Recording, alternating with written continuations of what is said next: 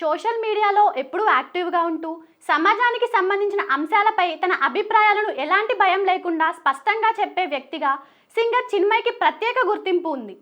ముఖ్యంగా మహిళల హక్కులు, లైంగిక వేధింపులపై చిన్మయ్ చేసే వ్యాఖ్యలు తరచూ చర్చకు దారి తీస్తుంటాయి. ఇక ఇటీవల ఒక ఈవెంట్లో శివాజీ హీరోయిన్లపై చేసిన వ్యాఖ్యలు పెద్ద వివాదంగా మారిన సంగతి తెలిసిందే. ఈ అంశంపై చిన్మయ్ తీవ్రంగా స్పందించగా, అనసూయ కూడా అదే స్థాయిలో శివాజీ వ్యాఖ్యలను ఖండిస్తూ సోషల్ మీడియాలో వరుస పోస్టులు చేసింది. దీంతో ఈ వివాదం మరింత ముదిరి సినీ వర్గాలకే కాదు రాజకీయ వర్గాలకు విస్తరించి రాష్ట్ర వ్యాప్తంగా చర్చనీయాంశంగా మారింది. ఈ నేపథ్యంలో ఓ టీవీ డిబేట్లో కాంగ్రెస్కు చెందిన మహిళా నాయకురాలు చేసిన వ్యాఖ్యలు మరింత సంచలనంగా మారాయి. దీనిపై తాజాగా చిన్మయ్ ఘాట్ ట్వీట్ చేస్తూ తన ఆగ్రహాన్ని వ్యక్తం చేసింది.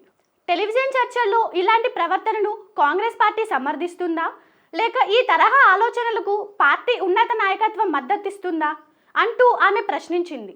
మహిళల దుస్తులు, నైతికతపై తెలంగాణ, ఆంధ్రప్రదేశ్ రాష్ట్రాల్లో పెద్ద చర్చ మొదలైంది. టీవీ ఛానల్లో జరిగిన చర్చల్లో వినిపించిన అభ్యస పదజాలం మీడియా స్థాయిని దిగజార్చిందని చిన్మయ్ విమర్శించింది. మహిళల దుస్తులపై ఆంక్షలు విధిస్తే లైంగిక వేధింపులు ఆగిపోతాయన్న భావన పూర్తిగా తప్పని అనేక మంది మహిళలు చెబుతున్నా వాటిని పట్టించుకోకపోవడం దారుణమని పేర్కొంది.